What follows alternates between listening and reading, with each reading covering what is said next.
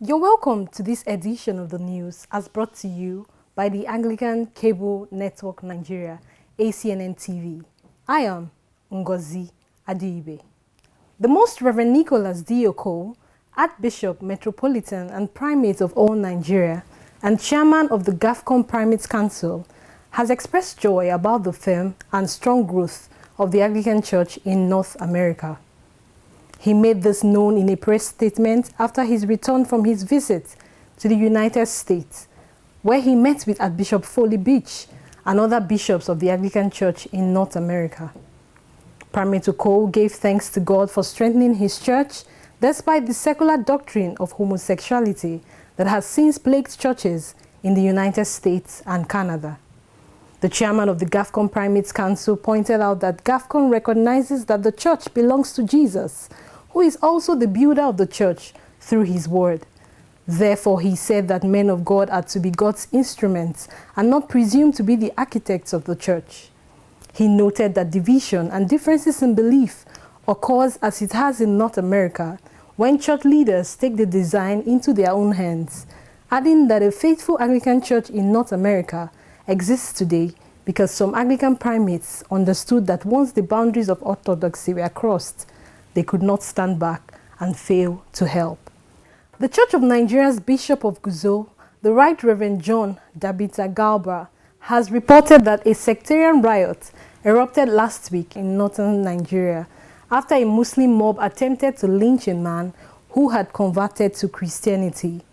He narrated that on 21st of August 2016, a newly baptized Christian was describing his conversion to fellow students when Islamist militants began to assault him. According to the Islamist militants, the penalty for apostasy from Islam was death, and therefore they attempted to lynch him. Christian students intervened and rescued the convert, and a Muslim bystander drove the injured man to the hospital. Nigeria and the United Kingdom have signed a memorandum of understanding on immigration. Minister of Interior Abdulrahman Dambazo disclosed this, stating that the development was a review of a bilateral agreement signed in 2005 between both countries on return of irregular immigrants as well as regular migrants who had overstayed their visas. Speaking earlier, leader of the UK delegation and Minister of State for Immigration, Robert Goodwill, stressed the importance of preventing immigration abuse by those who enter and leave the UK.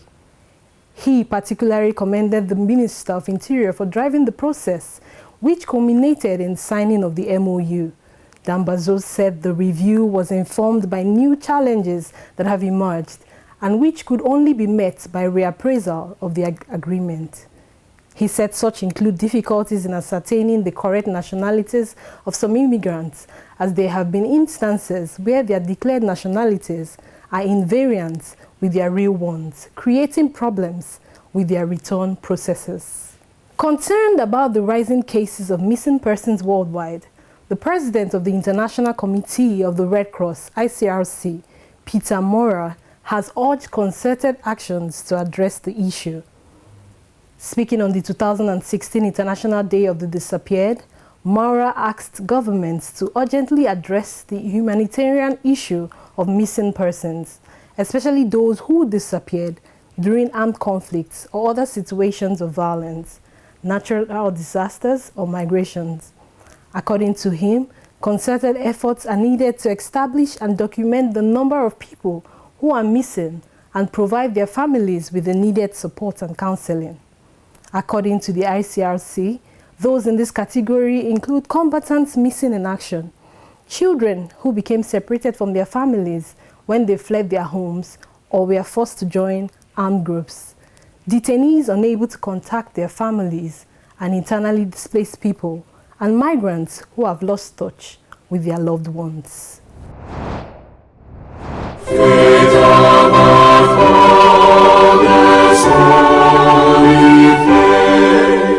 DIVCON, the annual Divine Commonwealth Conference of the Church of Nigeria Anglican Communion, holds once again at the National Christian Center, Abuja. Heed the call, experience the power and praise receive divine favor. Your testimony is just beginning. Let the anointing of the 2016 DIFCON theme, Fear Not, and the unseen power of our God, as in 2 Kings 6:16, light a flame of assurance in your heart. DIFCON, November 7 to 11, 2016. Registration is ongoing at www.difcon.org and open to all sons and daughters of our God. Come and be empowered to triumph. Convener, His Grace, the Most Reverend Nicholas Oku, Metropolitan and Primate of all Nigeria, Anglican Communion. And now to foreign news. The retired Archbishop of the Anglican Church of Kenya, Eliud Wabukala, and former GAFCON chairman, together with leaders of All African Conference of Churches to South Sudan, has urged the political leaders of South Sudan to preserve lives of citizens instead of struggling for power and wealth in the country. The 5-member delegation of religious leaders from All Africa Conference of Churches, led by retired Archbishop of Kenya, Eliud Wabukala, went to encourage Christians and Christian leaders in South Sudan to pray and work towards peace in the region. Speaking exclusively to Juba Monitor after prayers for peace in South Sudan at All Saints Cathedral Mobile, Archbishop Eliud Wabukala said leaders of South Sudan should not give up engaging each other as they face challenges of nation building in South Sudan. He said it is the responsibility of the church in South Sudan to identify whether dialogue is the best way of bringing lasting peace to South Sudan, and also encourage the Christian leaders of South Sudan to be united in order to help the political leaders of the country to be united. A hired mob attempted to lynch the Archbishop and bishops of the Church of Uganda, but were foiled when police arrived and drove off the attackers. The Most Reverend Stanley Ntagali, Archbishop of Uganda, and 34 members of the House of Bishops were inspecting a parcel of church-owned land in Itawo in the Mukono district when the attack occurred. Sources in the Church of Uganda, who asked not to be named as they were not authorized to speak on behalf of the bishops, reported that at the House of Bishops meeting held before the start of the 23rd Provincial Synod, the bishops discussed a 10-year development plan for the church. One of the issues under discussion was the status of a 1 square mile parcel of land donated to the church in 1940. However, squatters had moved onto the land in recent years and built informal settlements. A source from the Church of Uganda said the bishops decided to inspect the land for themselves so as to better understand the situation. When they arrived, a mob formed round the bus and began to pile wood and flammable materials under it to set it and its passengers on fire. Using his mobile phone, the Bishop of Mukono, the Right Reverend John Sebagala, called the district police commander, Fred Ahimbiswe, who rushed to the scene to break up the mob. One man was arrested in the melee. Mr. Ahimbiswe addressed the Provincial Assembly, apologizing for the incident. He explained his superiors had prevented him from providing security. Following his remarks to the synod, Archbishop Ntagali rose and addressed Mr. Ahimbiswe, saying he and his fellow bishops forgave him and the attackers. The Anglican Church of Burundi has installed the Most Reverend Martin Nyaboho as the 4th Archbishop of the East African Province at Holy Trinity Cathedral in Bujumbura.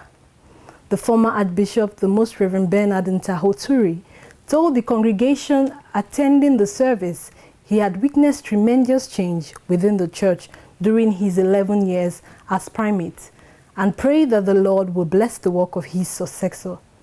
At the service, the Bishop of Durham, the Right Reverend Paul Butler, preached from the book of Jeremiah, warning the new Archbishop that the task set for him would be hard, but the Lord was faithful to his promises and would always be with him. Guests from across Africa and from the Diocese of Winchester and the Anglican Consultative Council attended the ceremony. The Archbishop of Kenya, the Most Reverend Jackson Ole Sapit, speaking on behalf of the Council of Anglican Provinces of Africa, CAPA, urged the new Archbishop to continue the work of unity, love, and dedicated service for the people of Africa set by his predecessors. The newly installed Archbishop in Yaboho responded that the province would pursue its mission of preaching the gospel of Jesus Christ, teaching and baptizing, building up the resources of the people as a work of love through development, fighting injustice, and protecting the environment so that people can live as free human beings. The Reverend Canon Michael Lubowa has been elected as the next Bishop of Central Buganda Diocese. He will be consecrated and enthroned as Bishop on 29th of January 2017 at St. John's Cathedral, Kasaka, Gomba, Mpigi. Canon Lubowa is the third born of 11 children of the retired Bishop George and Edith Sinabuya, the first Bishop of Central Buganda Diocese, and he is currently serving as Archdeacon of Busimbi Archdeaconry in Mityana Diocese. The election was made by the House of Bishops of the Church of Uganda, sitting at Uganda Christian University in Mukono this August. He will succeed the Right Reverend Jackson Matovu as Bishop of Central Buganda Diocese. Meanwhile, the Reverend Canon Benon Magezi has also been elected the next Bishop of North Kigezi Diocese. He will be consecrated and enthroned as Bishop on 8th of January 2017 at Emmanuel Cathedral, Kinyasanu, Rukungiri. Canon Makazi grew up in a Christian home and attended church regularly with his family, and he is currently serving as Diocesan Treasurer of North Kigezi Diocese. His election was also made by the House of Bishops of the Church of Uganda sitting at Uganda Christian University in Mukono. Canon Magezi will succeed the Right Reverend Patrick Tugume Tusimwere as Bishop of North Kigezi Diocese.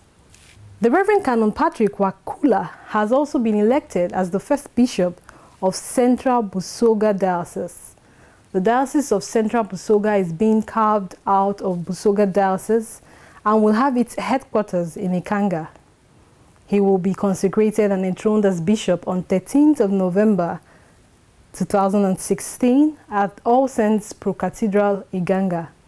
Canon Wakula currently serves as the Archdeacon of Jinja Archdeaconry and Vicar of St. James Parish, Jinja, in Busoga Diocese.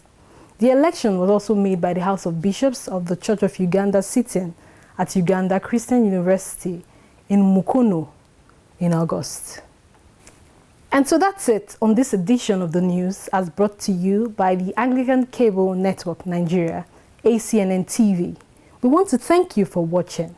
I am Ngozi Adibe. God bless you.